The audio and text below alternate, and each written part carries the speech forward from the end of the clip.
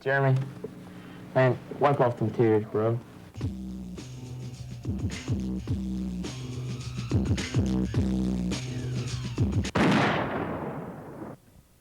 We are not renegades. This is not a revolution. This is The Rant, the only sports show.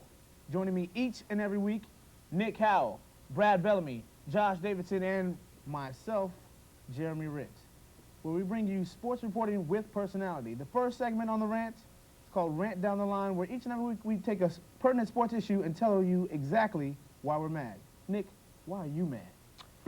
Sosa has averaged 60 home runs and over 135 RBIs the last 3 seasons. The Cubs in that span have placed last the last 2 seasons, making the wild card in '98. The year before that, they were dead last again. Sosa, is he worth $20 million for 6 years? I don't think so. The Cubs are offering 3-year deal, 4-year deal, 16 to 18 million tops. I say trade Sosa, get 3 to 4 players to build on the future, get closer to the World Series. Sosa's not worth $20 million for 6 years to be in last place. The Cubs, if we get 3 to 4 players for Sosa, will jump up in the standings and add that one more player probably to get them one step closer to the World Series. The Cubs have jumped from 26th ranking out of 30 teams in the farm system to second, only behind their crosstown rivals, the Chicago White Sox. Just because you look good in a helmet doesn't mean that you're untradeable or irreplaceable. Look at the A's after they traded away McGuire. 2 years playoffs. Look at Griffey and the Mariners. They thought, oh man, best players gone from the Mariners. They're not going to be any good. 1 year playoffs, 1 game away from the World Series. Amazing what they got for those 3 to 4 players for Griffey. Superstar doesn't make a team. Players make a team. Players win championships. Players does not win a championship. I say trade Sosa. Get 3 to 4 players, wait a year, and become playoff contenders, World Series contenders. I love Sosa. I love him to death. I wish he would stay at the Cubs for the rest of his career, but he's not worth $20 million just to lose. I'll fly up there personally in Chicago after they trade him and help him pack. Brad? The slam dunk contest used to be one of the highlights of the NBA season. During All-Star Weekend, the Saturday night prior to the Sunday festivities, the finest in the NBA, like Michael Jordan, Dominique Wilkins, Spud Webb, would get together and show off their creative abilities in slam dunking. Last night, we got to see Jonathan Bender, Baron Davis, Corey Maggette, Desmond Mason, Deshaun Stevenson, and Stromile Swift show off their talents. Yeah, that's right. You're sitting at home saying, who are those guys? Exactly. They're not the superstars of the NBA today. That's why it really ticks me off, the fact that we're not getting to see the superstars show off their slam dunks. The guys last night did not have much creative ability. Only one was Corey Maggette, who did a flip before he dunked the ball. Now, that was creative, but did he make the final round? No.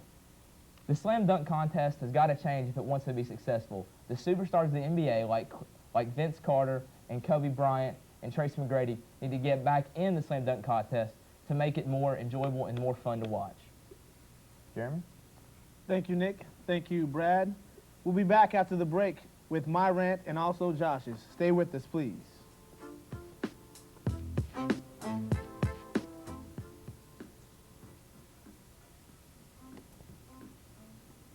We are back and we are still ranting. Josh, tell me why you're mad.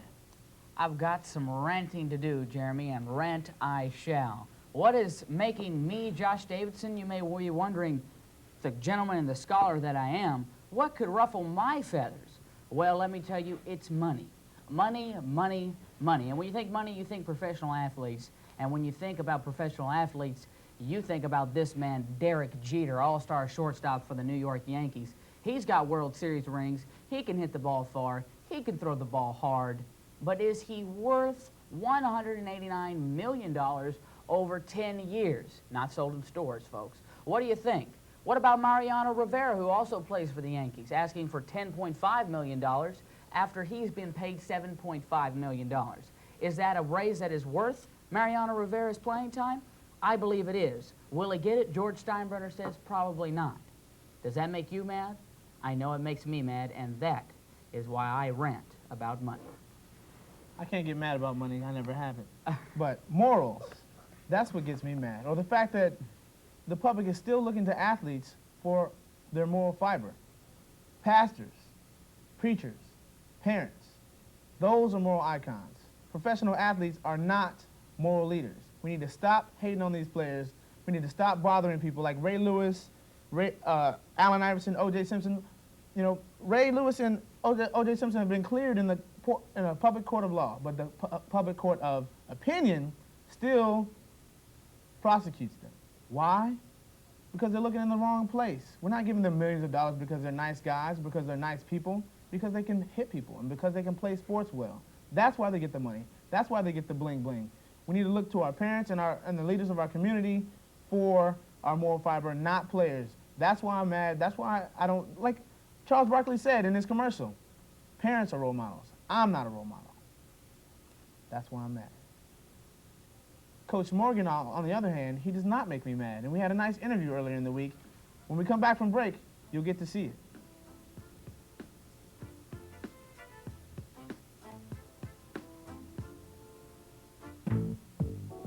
Today on The Rant, we're going to talk about Vince McMahon and his brand of football. But before we get to that, I'd like to talk to Coach Morgan about his brand of basketball. How would you describe your basketball philosophy? Well, Jeremy, I think probably the most important thing we do is try to get our guys to play extremely hard and play real well together.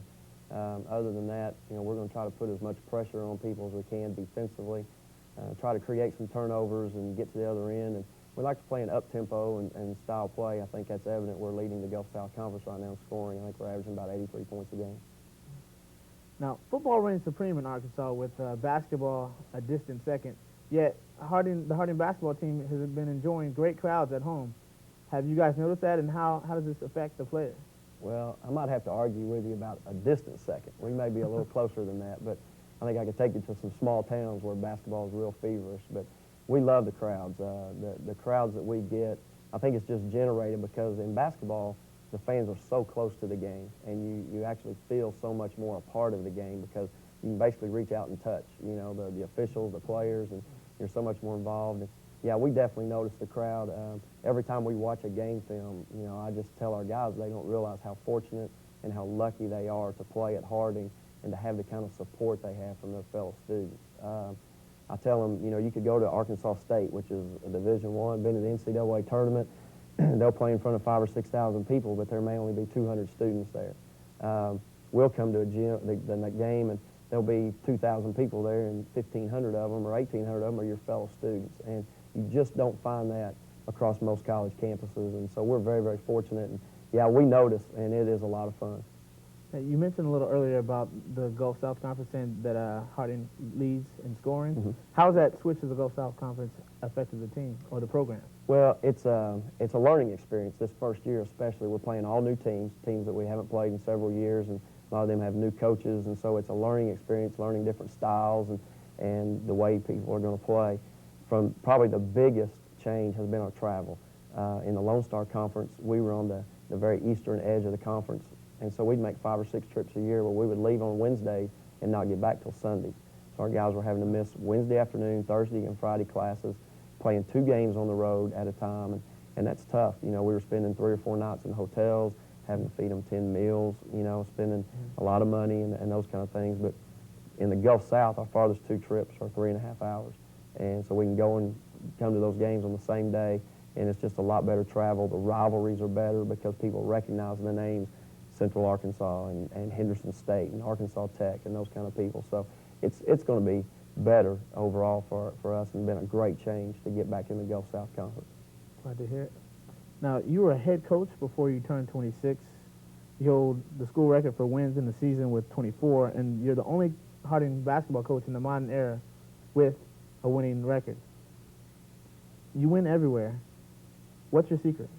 Well, I've only been 2 places, so if that's the everywhere. But well, even as a player at York and West Texas, you had 24-7 your first year there, and you know, it just seems wherever you go, you seem to have success. Is there any secret to any young coaches out there or young players out there? Well, I think probably starting off in college playing, I played for some great coaches that really worked us hard and taught us the value of work ethic and taught us how to win. I played with some great players, and so those things are hopefully, maybe I had something to do with it. I don't know, but I like to think that I probably rode the coattails of some really good players and had a lot of fun doing it. But we did have a lot of success. We've had a lot of success here at Harding. We've tried to recruit, good people that you can trust and the guys that are going to work extremely hard. I think that is probably the recipe. You can, like I mentioned earlier, you can do a lot of different things, but if you don't believe in what you're doing, you don't believe in your system, and you don't play hard and work extremely hard. And then we've been real fortunate to be able to recruit some, pretty talented players, and that's really helped us. And if you can get people to believe in your system and then play real hard and play together, then that's just a recipe, I think, that turns into winning being a byproduct of that. Now, you were a point guard as a player. Has your career as a player helped your career as a coach? Because I know point guards are kind of considered the coach on the floor. Well, I think so. Maybe being the point guard as a player, maybe I paid a little bit more attention to what the coaches that I played for, what they were doing. I maybe understood everything that was going on the floor. I certainly didn't know what was going on from a coach's standpoint. But I think being a point guard helps. It's kind of like being a quarterback, on the team. You understand the offense, defense, and know what roles different people are going to play. The other thing probably that had the biggest effect was the coaches that I worked for as an assistant coach. They gave me a lot of responsibility to recruit, to schedule, to plan practices. They involved me in every aspect of the program so that even at a young age, when I became a head coach, I had the experience because they had given it to me and they had entrusted me with some of that responsibility. Who are some of those coaches that have had a great effect on you? Well, I think one of them, a junior college coach that I played for, Dale Neal, who's at Freed-Hardeman University right now, is the girls' coach. A coach by the name of Gary Moss, who I played for my junior year, and then a coach by the name of Mark Adams that I played for my senior year. And then I worked for him for 4 years as an assistant coach. And that's probably where I learned more than anything, those 4 years of being an assistant coach. And he gave us a lot of responsibility. He took a Division I job, and I had the opportunity to step in and fill his role as the head coach there at West Texas when I was 25. Now, how did that switch work? And you went from being a player to being one of the coaches back to back. How did that work? It was tough. The first year, sitting on that bench was incredibly hard. You just hated to sit on that bench and not be able to get on the floor and do something about what was going on the floor because you got fired up, you got, those juices still flowed and the adrenaline and everything, and it was really difficult that first year. As time goes on, you learn to deal with that. The same adrenaline flows, you get nervous. Maybe if that stuff ever starts calming down, probably I don't need to be coaching because I think that's one of the greatest things about coaching. You still get to be involved in the game and compete and those kind of things. But going from a player to a coach was a tough transition, but I think because the coach that I worked for gave me a lot of responsibility, then that kept me busy and kept me from thinking about it too much. Which do you enjoy more, being a player or being a coach? I don't know. Boy, those playing days were so precious and so much fun. I try to tell our guys every day, just relish every day that you're together and playing because you'll never get this opportunity again. You'll never be a part of a team like this again. And probably the playing days were much more fun. The working days, the coaching days are fun because of the people you get to work with. And I think the same thing playing, the guys that you played with, the relationships, you bled together and you sweat together, and those were just some fun times. Well, Coach, I've had a fun time with you here today. Thank you for coming. You bet. And you heard it here, still a player. We'll be back with more after these messages. What is a knuckleball? A knuckleball is when you cut off someone's hand and you turn their hand into a ball and you throw it around. Okay, so you cut off somebody's hand and throw it around. And you ball it up and up. Because the knuckles are on the ball, and you try to catch it on the part where the knuckles are. All right. All right. What is a knuckleball? A knuckleball. I think that's when you wad your fist up like this and make it into a ball. Okay. Am I wrong?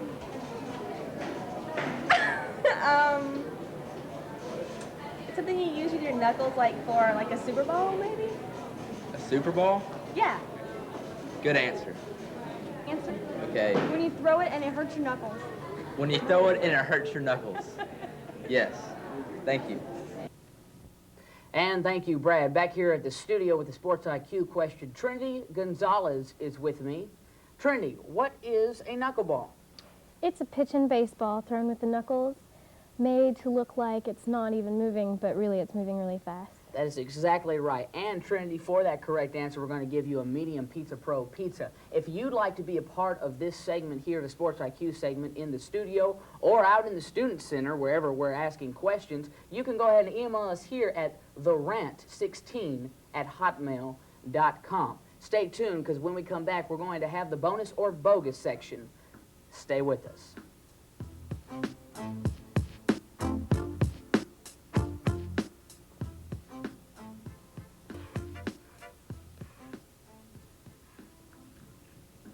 We are back, and it's time for bonus or bogus, which is my favorite part of the show, where we take a major issue in sports and we tell whether we think it's a bonus, meaning a positive, or a bogus. Nick, you're first. All right, XFL, Smash Mouth has-been football. Profanity on the air trying to make football has-beens and can't hack it anymore seem more exciting. That just doesn't work. The football should be more exciting just by itself instead of trying to get announcers and celebrities to come on to make this seem more exciting. The XFL reminds me of kind of a crossbreed between the college level here and the NFL here, and XFL kind of maybe in between. Also, it reminded me of Monday Night Raw. It looks just seem like football with the extra little things they've got on the TV, just trying to instant replay. It looks like WWF replay, the WWF announcers doing the football or announcing the football. It's too close to football. I like wrestling, but no. The ratings, I just don't think it's going to make it either, because the Parent Trap this past weekend beat the XFL. Woo, that's exciting, the Parent Trap. Sorry, not trying to knock on CBS or anything, but also the XFL will have to will match up this March with March Madness and spring training getting underway. The XFL is a bonus if you want to see has-beens that still want to play but just don't have it anymore. So if you like players like Troy Aikman, you should watch the XFL. Personally, I believe that it's dramatic profanity and the not-so-good football is not going to cut it. It's definitely a bogus. Brad? Man, Nick, you couldn't be more wrong. The XFL is great. It's a tremendous bonus for all football fans, all football players, and the media. It gives a chance for football players that have had injuries in the past, like Rashad Salam, to come back and play, give it a chance to get back in the big game, the NFL. It gives the fans to watch something on Saturday and Sunday afternoons instead of ice skating or golf or stuff like that. After the NFL is over, it's a really dry time for TV on Saturday and Sunday afternoons. The XFL is great. It's really exciting football. The new introductions they've had, like instead of getting the coin toss, they have the battle for the ball, which is really exciting because, I mean, it's pretty much two players going after the ball, and whoever comes up with it gets to decide whether they want the kickoff or not. Plus, the punts are more exciting, and they got rid of the two-point conversion, and they got rid of the kicking during the conversion. They go for, it's like a two-point conversion pretty much. And also in overtimes, if the team scores in one play in overtime, the other team has to score in one play. It makes it for a much more exciting football game. Josh, what do you think? Well, Brad, the XFL, is it bonus? Is it bogus? First of all, you know that with any pro sports league, you must have stability. This league will not be stable for one simple reason. They're drawing players from other pre-pro leagues, such as the CFL, Europe NFL, and also the Arena Football League, I believe. Now, by drawing these players who are also trying to get into the pro leagues, you're paying them $55,000 to be quarterbacks, you're paying them $45,000 to be other positions, and you're paying them $35,000 to be kickers. They are not going to stay around and take that kind of salary if they can move on for better money, which means that he hate me, and frankly I do, is going to move on to the NFL if he's offered $1.2 million. The truth, which he will tell you, is the truth that he's leaving if they offer him $4.6 million to be a quarterback in the NFL. Yes, it is unstable. Plus, it is disgusting and degrading to our American heritage. Our forefathers are rolling in their graves. Why? Because governors of states, states that make up our great nation, are taking time from their jobs to be chief executives of their great land to come and to call football games. Frankly, the football looks, it came from something like the Nerf Corporation. It's black, it's red, and it's probably hard to catch and it's hard to see. These men are wrestling like dogs, they're cussing like animals on the sidelines. It's quite unacceptable, and it is definitely a bogus. Jeremy? That's 2 boguses, 1 bonus from Brad. We'll find out what the fans think, and then I'll tell you what I think. Sub-football. Sub-football. College football with a circus rolled into it. We decided to be called the JFL, the Just Football League, because, I mean, it's really just football with people who aren't as good at it as people in the NFL. So why on earth should anyone watch it? I was thinking, well, you know, these guys are going to get hurt, they're going to get sued, this league is going to be, half the players are going to be dead in, you know, a year or something. And you're disappointed. Absolutely. You're going to laugh. Did Just you like the like rest of them. anything? Did you like, for The girls. Yeah, I like the girls. The XFL, what does it stand for? To me, extremely ghetto football. This is just Vince McMahon's latest attempt to stroke his ego. He tried in 1992 to start World Bodybuilding Federation in his attempt to add spice to bodybuilding. And yeah, that had all the longevity of Magic Johnson's stab in like late night TV. Remember Magic Hour? No, you don't, because it was refuse. Refuse on the telly, just like XFL. Not quality programming like the Rant. I don't know what Vince McMahon thinks he's doing. He needs to take a lesson from Jordan in his attempt to play baseball. If you're great at one thing, stick to that. Wrestling is great if you like that sort of thing. They call wrestling a soap opera for men. I don't want football to be a soap opera. I don't want it sensationalized. I played football. It helped me learn to be a man. It makes boys into men and men into heroes. You mess with that American formative process, and just good things can't come from it. Like you said, he hate me. Yeah, I hate it too. It's just, it's garbage, it's extremely ghetto, and it's a bogus. Why should you watch the XFL? Because the players try. The only way they get paid player incentives is by winning games. They get paid an extra $100,000 per team if you win the game. Plus, player gets injured, he doesn't get paid. Troy Aikman. What happens to Troy Aikman? He gets hurt. Guess what? He still gets his millions and millions of dollars. But if you're in the XFL, you get hurt, you don't play.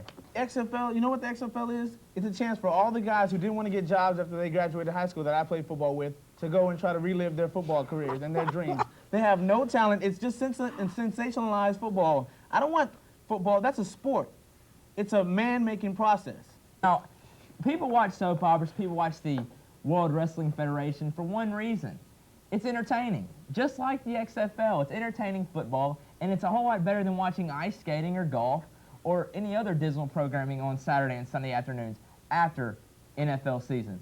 Now, how can you, I don't understand how you can say that's that bad of a thing when it is entertaining instead of something like ice skating or golf. I'm sorry you feel that way, Brad, but that's all the time we have. I'd love to grill you about it, but that's all for us. Watch these highlights and join us next week on The Rant.